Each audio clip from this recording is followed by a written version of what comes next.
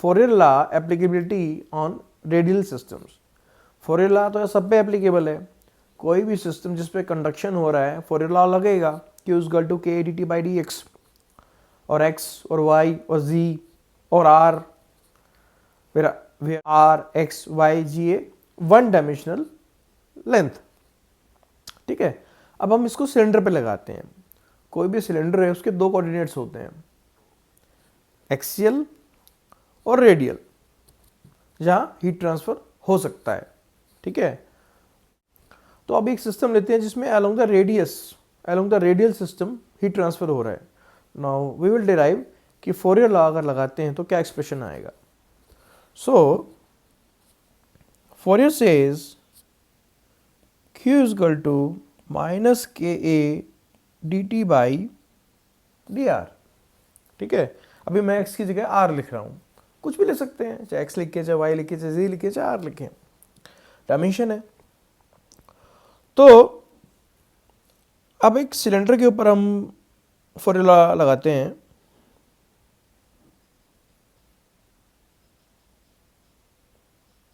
Suppose this is a cylinder, इसकी length L है, ठीक है, और इसके सेंटर पे टेम्परेचर T नोट है, ये इसकी R इसकी रेडियस है, और टी आर इसकी रेडियस पे टेम्परेचर है। तो डेल्टा टी कितना हो गया सेंटर और कर्वेचर पर, T not minus T R. ठीक है, और हीट ट्रांसफर हो रहा है, तो एरिया एक्सपोजर के लिए एरिया कितना अवेलेबल हो जाएगा हीट ट्रांसफर के लिए, the curvature area, the surface area, that is 2 pi R L. तो ए की वैल्यू क्या आ गई, 2 pi R L. D T कितना है, जो ये है, और D R. So let's derive an expression, और हम स्टडी स्टेट लेंगे। ठीक है, अभी सभी सिस्टम स्टडी स्टेट के लिए होंगे। तो स्टडी स्टेट के केस में the heat transfer comes out to be Q is equal to minus K A, where A is the radial area, it is 2 pi R L dt by dr। ठीक है, देखो अब इसको integrate करें, हम steady state ले रहे हैं तो इसको हम QS लिख रहे हैं, steady state, S for steady state. अगर इंटीग्रेट करें तो R को एक साइड ले जाओ, इस R को एक साइड ले जाओ और इंटीग्रेट कर दो, और डायमेंशंस पुट अप कर दो, लिमिट्स पुट अप कर दो। It gives, separating and integrating gives QS। So let's integrate. अब Q is equal to K A D T by D R, A की वैल्यू क्या आ गई, 2 pi R L D T by D R. Variable separate कर दो, integrate करो, क्या होगा, R और R एक साइड आ जाएगा, डी आर अपॉन R, और डी टी एक साइड, इंटीग्रेट कर दो। So the integration comes out to be Q S is equal to D R by R integration minus K 2 pi L D T. ठीक है, limits put up करो। जब R की value R note है तो T की value क्या है, T नोट है। जब R की वैल्यू R आई है तो T की वैल्यू टी आर है। ठीक है, और से टी आई है।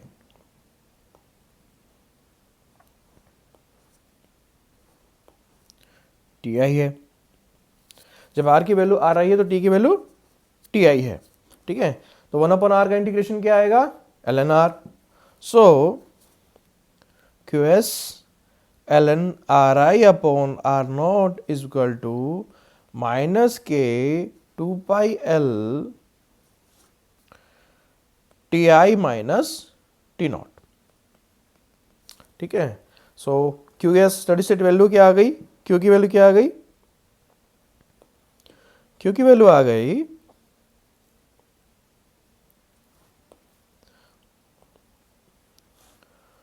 क्यू एस इज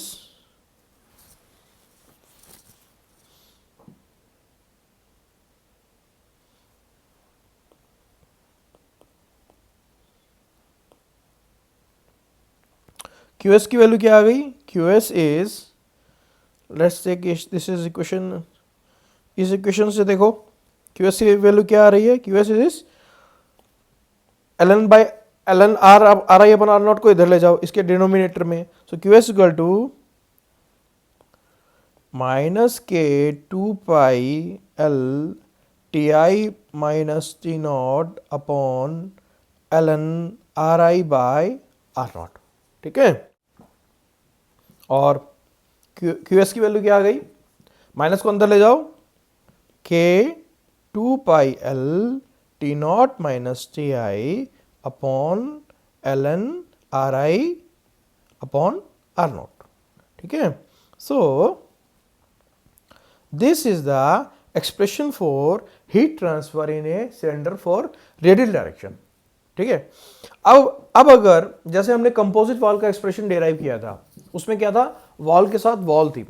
अब इस सिलेंडर के केस में सपोज एक सिलेंडर है, इसके ऊपर एक और सिलेंडर है, इसके ऊपर एक और सिलेंडर है, तो इसमें कंपोजिट सिलेंडर हो जाए तो इसके लिए क्या वैल्यू आएगी, तो इसमें रेजिस्टेंस ऐड हो जाएगा। उसमें क्या हुआ था, delta X upon K one A plus delta X two upon K two A, ये ऐड हुआ था।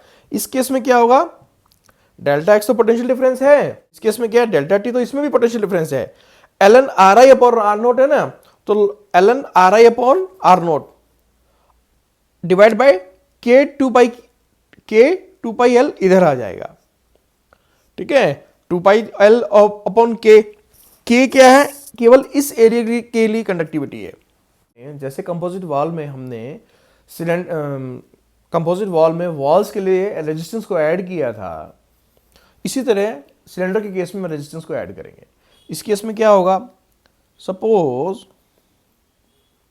यहां पर रेडियस आर नोट है, ये R1 है, ये R2 है और ये R3 है, ठीक है।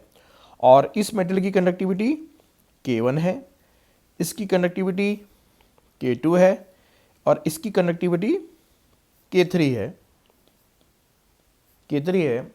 तो एक्सप्रेशन क्या आ रहा है, QS equal to K 2 pi L T nought minus T I upon ln R I upon R nought, और से QS equal to T not minus T I upon ln R I upon R not upon 2 pi K L, ठीक है। So this is expression in the terms of resistance, where T naught minus Ti is the potential difference, the driving force, and ln Ri upon R naught is the divided by 2 pi KL is the resistance. तो देखो K जो है ना यार, K जो है ये केवल एक सिलेंडर के लिए है। लाइक मान लो हमने सिलेंडर लिया था ये, और इसकी रेडियस यहाँ R नॉट और यहाँ Ri है, और यहाँ पे कंडक्टिविटी K है, तो ये जो कंडक्टिविटी है ये इसका रेजिस्टेंस है।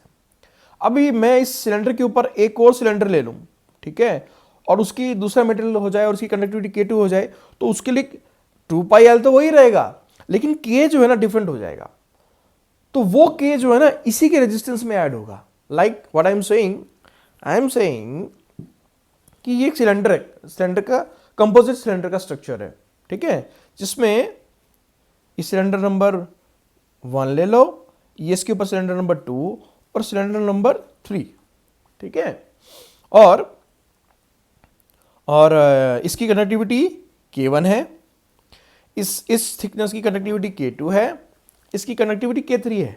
तो इसके लिए एक्सप्रेशन क्या आ जाएगा, QS इज इक्वल टू, अब सपोज यहां पे टेम्परेचर T नोट है, तो यहां पे टेम्परेचर T1 होगा, फिर एक टेम्परेचर T2 होगा, और एक टेम्परेचर यहां पे T3 होगा, ठीक है।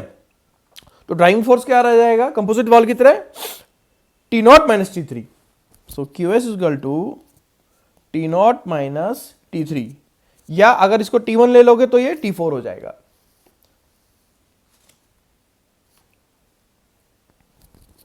T नॉट माइनस T3, ठीक है, डिवाइड बाय रेजिस्टेंस क्या है इसका, रेजिस्टेंस है ln R I upon R naught ln ri upon R naught upon 2 pi K first k1 l common sub में आएगा तो l को मैं ऊपर लिख सकता हूं, ठीक है, 2 pi k plus ln r2 by r1 upon 2 pi k2 plus ln r3 by r2 upon 2 pi k3. So this is the expression for a composite cylinder. So this is the expression for composite cylinder. अगर मैं इसको मैं T1 लिख दूं और यहां पर T4, तो इसको ये भी लिख सकते हैं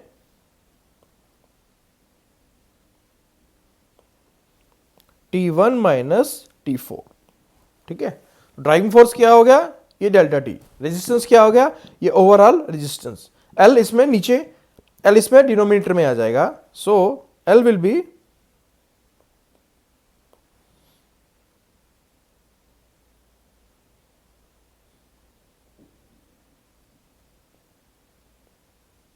एल, एल डिनोमिनेटर में सबके साथ आ जाएगा। तो तुमसे पूछा जा सकता है गेट में कि ड्राइविंग फोर्स क्या है, ये, और ओवरऑल कंपोजिट रेजिस्टेंस क्या है, ये। सो ये रेजिस्टेंस की वैल्यू है। सो जैसे हम लेते थे इलेक्ट्रिकल में I is equal to V by R, where V is the potential difference, R is the resistance, तो यहां ये कॉमन रेजिस्टेंस है, ठीक है। So this is the expression. Now suppose एक सफियर है, एक सफियर है और उसमें हीट ट्रांसफर हो रहा है। So again the Fick's law says Q is equal to KA dt by dr। Suppose एक सफियर है और उसके आउटर सेंटर से उसके कर्वेचर एरिया पे हीट ट्रांसफर हो रहा है, ठीक है, अलोंग द रेडियस, ठीक है। तो एरिया क्या होता है सफियर का, 4 pi R square. So Q steady state है, so Q is equal to minus K 4 pi R square D T by, हमें स्टडी स्टेट है, QS इज स्टडी स्टेट, तो हीट ट्रांसफर निकालना है। So what you do, separate the variable, dr को एक side ले जाओ, ठीक है, dr इधर चला जाएगा, आर स्क्वायर इधर आ जाएगा, 1 अपॉन आर स्क्वायर का इंटीग्रेशन क्या आएगा, -1 बाई आर, और dt का इंटीग्रेशन क्या आएगा, t। तो let's do it, it comes out to be QS is equal to dr R square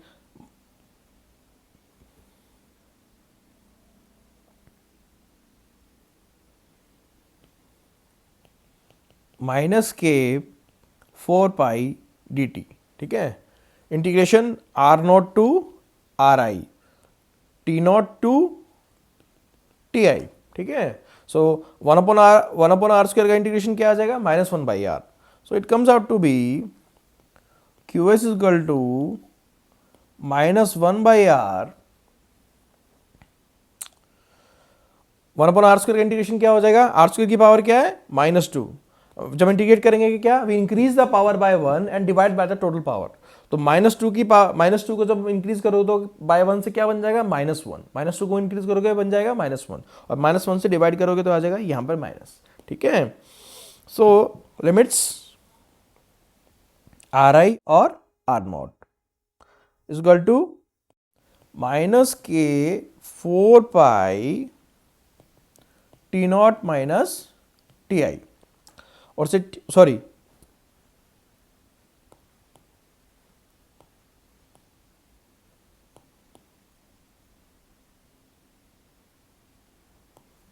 minus K 4 पाई, जब RI की वैल्यू क्या है तो यहां पे क्या है, TI माइनस टी नॉट, ठीक है, TI माइनस टी नॉट। अब रखो इसको, so QS is equal to minus 1 upon RI minus 1 upon R naught is equal to minus K 4 pi, minus को इनसाइड ले जाओ तो क्या हो जाएगा, plus T not minus TI। So QS is 4 pi K T naught minus Ti upon 1 upon Ri minus 1 upon R naught. This is the expression for radial heat transfer in a sphere. Okay, R naught minus को inside में ले जाओ, what it becomes? It becomes 1 upon R naught minus 1 by Ri. ठीक है, मैं इस minus को inside में ले गया और यहां पर जो माइनस है इसको इनसाइड में ले गया. It becomes T not minus T I. So the value comes out to B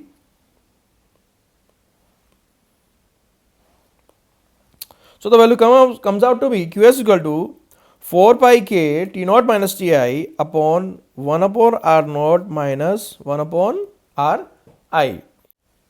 So this is the value for heat transfer, radial heat transfer in a sphere. Okay.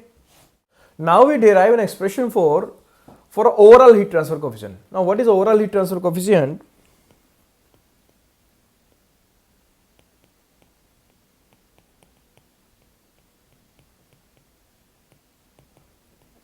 Suppose यार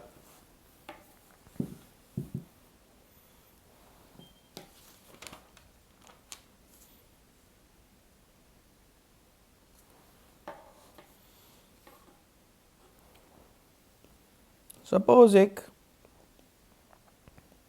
ये wall है, ठीक है, इसकी ये wall ए है, ये wall B है, ये वॉल सी है. ये वॉल ए के बीच में एक मटेरियल है जिसकी कंडक्टिविटी के है, इसकी थिकनेस डेल्टा एक्स ए है. वॉल बी के बीच में कोई मटेरियल नहीं है, पानी भरा हुआ है, उसका कन्वेक्शन कोफिशिएंट एच बी है. ठीक है, उसकी थिकनेस डेल्टा एक्स बी है. ठीक है, और सी में कंडक्टिविटी के सी का एक मटेरियल भरा हुआ है और इसकी थिकनेस डेल्टा एक्स सी है. ठीक है, तो रेजिस्टेंस एनालॉजी से क्यू क्या आ जाएगा, और यहाँ पर टेम्परेचर T1 है, यहाँ पे T2 है, यहाँ पे T3 है और यहाँ पर T4 है. So resistance analogy gives the heat transfer is Q is equal to T4 minus T1 upon delta X A upon K1A plus delta X नहीं आएगा, it will be 1 upon HA plus delta XC upon KC. ठीक है, क्या देख रहे हैं हम, क्या डिफरेंस है, एरिया बी के अंदर कन्वेक्शन का फॉर्मूला लगेगा, convection Newton law of cooling, Q is equal to HA delta T. सो यहाँ पे कन्वेक्शन रेजिस्टेंस आ गया, यहाँ पे कंडक्शन रेजिस्टेंस आ गया. सो अगर मैं कहूँ ओवरऑल हीट ट्रांसफर कोफिशिएंट इस सिस्टम का क्या है, so suppose I say that this Q is equal to UA delta T, where delta T is the overall, that is T4 minus T1. ठीक है, और U ओवरऑल सिस्टम का overall heat transfer coefficient है, and then it is equal to T4 minus T1, this is again delta T same. ठीक है ना, delta X upon K1A plus 1 upon HBA plus delta XC upon KCA. ठीक है, so U comes out to be delta T से delta T cancel हो गया same, और U comes out to be 1 upon, अब ये A जो है ना, ये A ओवरऑल रहेगा A not, because these area may be different for each wall. So this we say this A as the overall area upon delta XA upon K1A plus 1 upon HBA AB plus delta XC upon KCAC A. ठीक है, या so this U is a overall heat transfer coefficient. ठीक है ना, ये क्या है, overall resistance हो गया, ओवरऑल हीट ट्रांसफर कोफिशिएंट हो गया, जिसमें कंडक्शन भी आ गया, कन्वेक्शन भी आ गया. इसी तरह हम सिलेंडर के केस के लिए निकालते हैं. सपोज एक सिलेंडर है, ठीक है, और उसमें एक पानी बह रहा है, फ्लूइड है, उसका कन्वेक्शन कोफिशिएंट HA है, ठीक है। इसके ऊपर एक मेटेरियल की कोटिंग है, ठीक है, और यहां पर RI है और ये R0 है। तो मेटल की थिकनेस कितनी हो गई? R0 minus RI, R0 minus RI, ठीक है। दोनों रेडियस का जो डिफरेंस है वो इसकी थिकनेस हो गई। इसके बीच में एक कंडक्टिविटी लगेगी और एक यही मेटल की कंडक्टिविटी रेजिस्टेंस ऑफर करेगी। तो मेटल में तो कन्वेक्शन होगा नहीं, यहां तो कंडक्शन होगा, तो यहां कंडक्शन का फॉर्मूला लगेगा। और सपोज इसके ऊपर एक और पाइप है, उसमें भी पानी बह रहा है, ठीक है, और उसका कन्वेक्शन कोफिशिएंट H0 है। और उसका, क्योंकि देखो अब इसके सेंटर से ले लूं मैं, ये RI, ये R0, कितनी रेडियस हो गई? ये एक 1 है, एक 1 रेडियस यहां पर है, फिर एक रेडियस R2 है, और फिर एक रेडियस R3 है यहां पर, ठीक है ना। तो जो कन्वेक्शन लग रहा है आउटर एरिया में, कहां लग रहा है? R3 और R2 के बीच में, R3 और R2 के बीच में। कंडक्शन कहां लग रहा है? R2 और R1 के बीच में। और फिर कन्वेक्शन कहां लग रहा है? R1 और सेंटर के बीच में, यहां कन्वेक्शन लग रहा है, ठीक है। अगर अब मैं इसमें के लिए ओवरऑल हीट ट्रांसफर कोएफिशिएंट निकालूं या रेजिस्टेंस को निकालूं, सो Q इजकल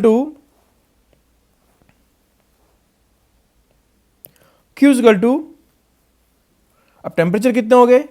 सपोज यहां पर टेम्परेचर TA है और आउटर पे टेम्परेचर TB है। आउटर पे सपोज इस फ्लूइड का टेम्परेचर TB है, ठीक है, और फ्लूइड A का टेम्परेचर TA है। तो ओवरऑल पोटेंशियल डिफरेंस कितना आ गया? TB minus TA। और ओवरऑल रेजिस्टेंस क्या आ गया? सिलेंडर के केस में क्या लगता है? सिलेंडर के केस में इसमें कन्वेक्शन रेजिस्टेंस कितना लगेगा? 1/HI/AI, ठीक है, प्लस अब यहां पे कंडक्शन का रेजिस्टेंस लगेगा, वो कितना लगेगा? ln R2/R1 divide by 2πkL, ठीक है, plus 1/H0A0। So this gives the value for overall heat transfer coefficient when there is both conduction and convection। अभी क्या है, देखो ये क्या था? एक पाइप था जिसमें पानी बह रहा था।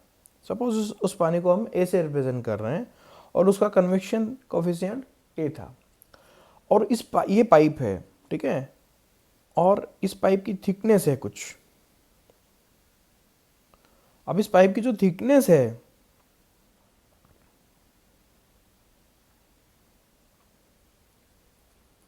वो एक मटेरियल की बनी होगी, किसी मेटल की बनी होगी, तो उसको इसमें क्या होगा? कंडक्शन लगेगा। सपोज उसकी कंडक्टिविटी Km है, M फॉर मटेरियल, ठीक है, और इसकी थिकनेस जो है वो आउटर रेडियस RI है, RO है आउटर रेडियस, और इनर रेडियस RI है। तो मेटेरियल की थिकनेस कितनी हो गई? R0 माइनस RI, ठीक है। और सपोज इस पाइप के ऊपर एक और पाइप है, ठीक है, उसके अंदर भी एक फ्लूइड बह रहा है, उसका कोफिशिएंट जो है वो फ्लूइड B है, और उसका कन्वेक्शन कोफिशिएंट HB है, ठीक है। सपोज इनसाइड पानी जो है, सपोज इनसाइड फ्लूइड जो है HA, ये अपनी हीट इट्स आउटसाइड फ्लूइड को दे रहा है, ठीक है ना, B फ्लूइड को। तो क्या होगा यार, सबसे पहले तो ये फ्लूइड एक खुद रेजिस्टेंस ऑफर करेगा, ठीक है, वो रेजिस्टेंस क्या है? 1/HA। जो कन्वेक्शन कोफिशिएंट है उसका रेसिप्रोकल एक रेजिस्टेंस है। तो ये एक फ्लूइड जो है ये कन्वेक्शन रेजिस्टेंस ऑफर करेगा। हीट पहले इस फ्लूइड में से होके यहाँ, हीट पहले यहाँ इस फ्लूइड में से होकर इस आउटर लेयर तक जाएगी, फिर ये जो थिकनेस है ये एक रेजिस्टेंस ऑफर करेगी। कितना रेजिस्टेंस ऑफर करेगी? ln R not upon R I upon 2 pi K L. L क्या है? उस पाइप की लेंथ है, ठीक है। ये उसका रेजिस्टेंस हो जाएगा जो हम कंडक्शन के केस में निकालते थे। और फिर हीट यहां से होके जाएगी इस आउटर पाइप के अंदर, तो उसका कन्वेक्शन रेजिस्टेंस कितना हो जाएगा? 1 अपॉन एच बी ए, ठीक है। एच बी क्या है? Where the convection coefficient of this B fluid, ठीक है। तो ओवरऑल रेजिस्टेंस क्या हो जाएगा? इन तीनों रेजिस्टेंस का ऐड हो जाएगा। सो this is called overall heat transfer coefficient. So here we are deriving the expression for this overall heat transfer coefficient. Now the expression comes out to be Q is equal to, suppose इस fluid का temperature TA है, ठीक है, और इसके बीच में जो भी टेम्परेचर आ रहे हैं, द बल्क फ्लूइड का टेम्परेचर TB है। अब इस फ्लूइड में भी टेम्परेचर चेंज होगा near the centre, near the periphery of the pipe, we say the bulk temperature is A। Bulk temperature का मतलब क्या है? Mean temperature. और B क्या है? Bulk temperature of fluid B। So the potential difference is TA minus TB and resistance is divided by 1 upon HA A। Area कितना रहेगा? Area रहेगा 2 पाई RL। अब देखो A फ्लूइड केवल इस रेडियस में बह रहा है, तो केवल RI रेडियस के लिए ही एरिया कैलकुलेट होगा 2 पाई RIL। लेकिन फ्लूइड B के लिए 1 अपॉन HB उसके लिए भी रहेगा एरिया भी, बट उसके लिए R कितना होगा? R नोट से भी बड़ा होगा। सपोज RB है वो, तो वो रेडियस, वो एरिया इस रेडियस से कैलकुलेट होगा, ठीक है। सो the resistance comes out to be 1 upon HA plus ln R naught by RI 2 pi KL plus 1 upon HB area for B, where B is the area with this radius, and this radius may be represented as RB, ठीक है। तो ये क्या value आ गई? ये आ गई ओवरऑल हीट ट्रांसफर कोएफिशिएंट की वैल्यू आ गई, ठीक है। Now suppose we define a new heat transfer coefficient Q is equal to UA delta T, where delta T is the overall potential difference and U is the overall heat transfer coefficient, and area, ये बड़ा question आता है कि यार area कौन सा लेंगे इस केस में, बिकॉज इन दो पाइप के स्ट्रक्चर्स में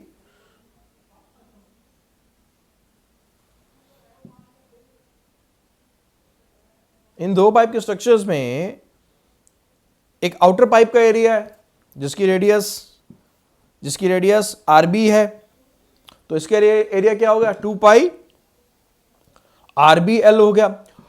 और इनसाइड पाइप की रेडियस RI है, तो इसका एरिया 2 पाई RIL हो गया। इन दोनों में तो बहुत डिफरेंस हो गया। तो ओवरऑल हीट ट्रांसफर कोएफिशिएंट में कौन सा एरिया लोगे? हम मीन एरिया लेंगे। कैसे?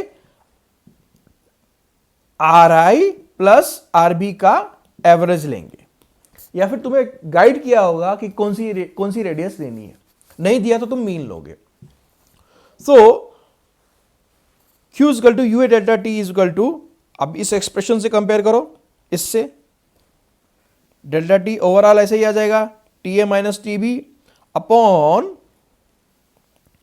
1 upon HA AA plus ln R naught by RI divide by 2 pi KL, where K is the conductivity of the material, plus 1 upon HB AB, ठीक है। Delta T से डेल्टा T कैंसिल हो गया, area इसमें M लिख रहा हूं mean. So U comes out to be the expression for overall heat transfer coefficient, overall heat transfer coefficient comes out to be u is equal to 1 upon HA plus ln R naught by Ri upon 2 pi KL plus 1 upon HB AB. ठीक है. So this is the expression for overall heat transfer coefficient. Okay.